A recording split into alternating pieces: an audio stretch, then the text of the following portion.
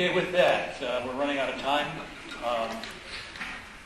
There's a couple of people that didn't get to ask a question. We're sorry we couldn't get to you, but the university wants us to stick very close to the schedule. With that, I'm going to ask Mr. Sutton to lead off. You have 5 minutes for a wrap-up. I do still see questions in people's eyes. I always do that every time there's a meeting that we have, and there's always something somebody wants to ask, you know. I'm going to make myself available when this is over outside on the side. I don't think they can throw us off the sidewalk out there. I don't think if they do, we'll leave. But I'll always stick around for a while if anybody has something particular or further explanation on something or just general conversation.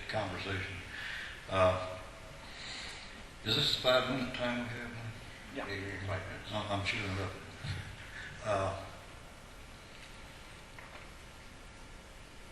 There's all sorts of reasons that we vote.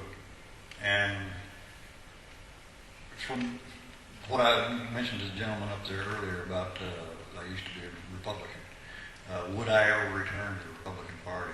It would take a lot for me to really go back there and to have the same feeling that I once had about the Republican Party back there in Newt Gingrich's period and all that.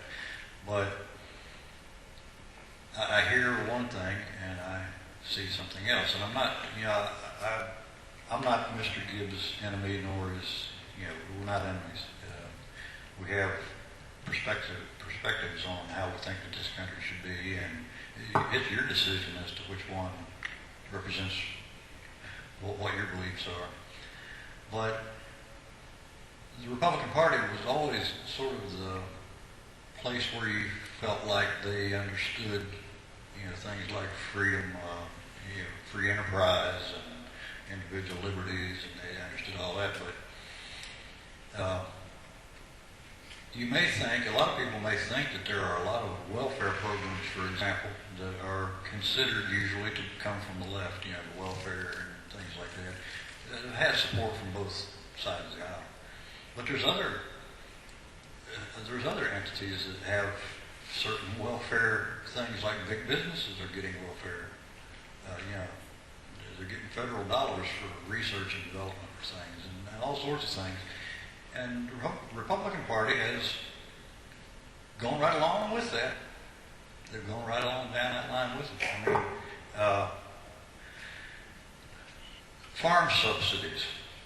I don't know how many in here are farmers, but I know that everybody in here, to my knowledge, is an American. But on one side, you may have people involved in agriculture that say, oh, we don't have welfare programs and these people on welfare. But then on the other side, if you stop and look at it, there's a lot of welfare being given to the agricultural industry, particularly the growers, you know, the corn, etc. Not so much the meat. It's regulated under a different system. But there's an article. It was printed by the Cato Institute. I don't know if anybody in here is familiar with it. It's CATO. You can go online and read it. It's called Downsizing Government. And it says in there, it has all statistics about all the different agencies within the in the departments in government. And it lists some ideas of which ones could probably be cut down or eliminated. And among those are, which I mentioned earlier in other events, Department of Education, which we have no constitutional authority in the first place to have at the U.S. level, and then the Department of Energy, which was started for the purpose of trying to figure out how to get us off of foreign oil. At the time that it was adopted in 1977, we had 30% imports. Now we've got 70%. That don't work.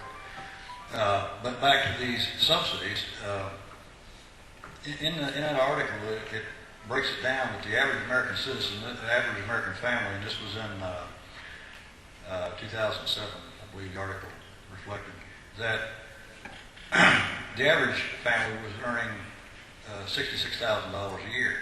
The average farm family was earning $86,000 a year. And it goes on to list all of those subsidy programs, including lower prices for insurance, etc.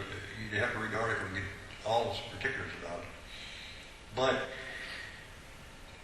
that, you could say that, you know, the Republicans still support that. Republicans have always been strong supporters of farm families, because farm families have historically been, you know, well, our bread and butter for one, but it's sort of where our principles are sort of, you can see it in rural areas more so probably than in the cities. But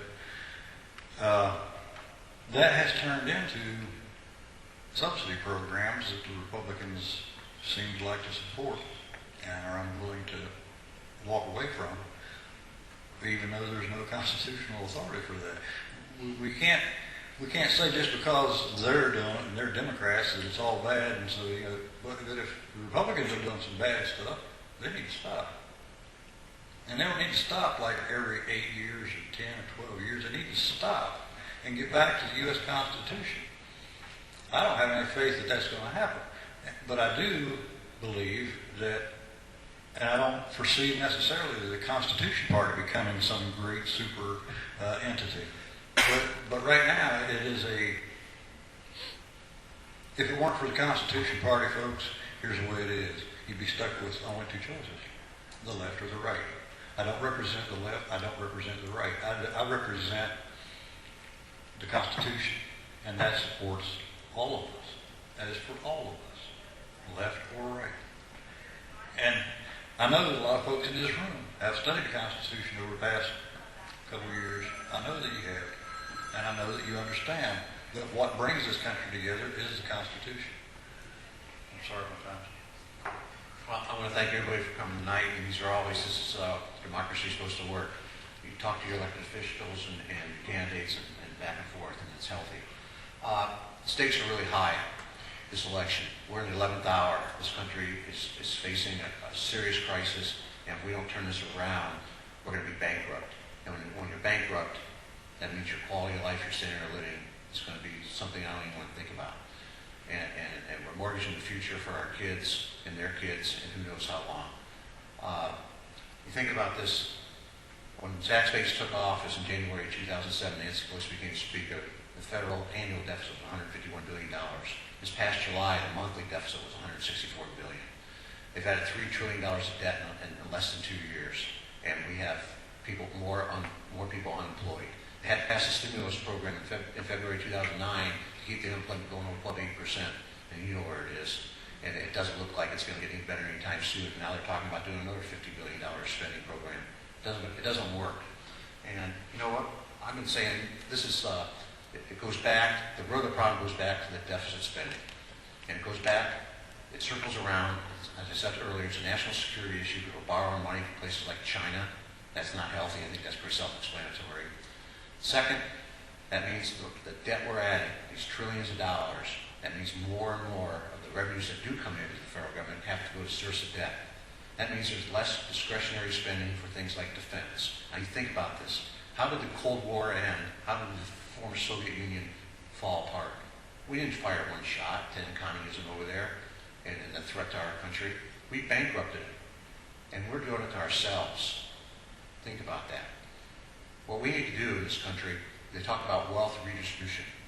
You know, that's just crazy nonsense. That's just, that's the left talking. We've got to have Obamacare is wealth redistribution. Cap and trade, the national energy tax is wealth redistribution. What we need is wealth creation. And the reason you need wealth creation is when you create new wealth, that's when you have opportunities and jobs. If you're not doing that, then there's not the opportunities and jobs. And there's three general ways you create wealth. One is you develop responsibly our natural resources that we're blessed with in this country. We're not doing that. We have a moratorium going on right now to stop drilling. Develop our natural resources, mining and growing. Number two, you raise it or grow it, agriculture. And number three, you make it manufacturing. Now think about it. Zach Space voted for the cap and trade, national energy tax. They voted for all the stimulus, so-called stimulus spending. Massive debt. Everything they're doing in Washington, D.C. is putting up barriers to the wealth creators. And so we got entrepreneurs and we got employers sitting on their hands from small to large size businesses all the way through the spectrum because there's so much uncertainty coming out of Washington, D.C. They don't know what's coming next. Every day something comes out of the bond bill, healthcare bill, there's a new something coming. The one is the 1099s. If you're in business and you do over $600 worth of business with another company, you got to send them all 1099s. That's just another barrier for people to run their businesses, another cost, because we got to compete in the global market. It's a global economy now, and we're putting up barriers so our businesses can't compete. So ultimately, then we end up shifting jobs overseas because of these high costs, and we shift our wealth overseas. And we've got to stop that. We've got to have public policy that makes sense, regulations that make sense, not regulations that punish businesses, especially when most business people, employers out there are doing the right thing. But they hear about they can't get permits, they got new regulations every day. It's something else coming down the pipe, and they don't know what it's going to be. So everybody's sitting on their hands, and that just makes the problem worse. There's no confidence. We've got to get confidence back in this economy and get things going, get people back to work. If we don't do that, we're risking our national security. It is already a national security issue, and we're going to see an erosion of our God-given constitutional rights. And if you're not financially secure in your own household, you don't think about the future. If you're unsecure financially, that means bigger government, higher costs, higher taxes, and more intrusive government. That's what we're seeing. And that's my commitment to you, is we're going to get this deficit spending under control. We're going to roll back these massive tax increases, and we're going to have bureaucrats and agencies, regulatory agencies, that have regulations that meet the common economic sense. If they don't meet that, we throw them out. We don't pass regulations, just have regulations to punish businesses. That's the only way we get out of this problem. Right now, Congress went home a week and a half ago, and January 1st, we're looking at the largest tax increase in American history. It's going to affect every American, because even the bottom and the lower scale income tax rates are going to go from 10 to 15%. That's going to put us down in a worse shape than we were in. And we've got to get this turned around, so I ask your support.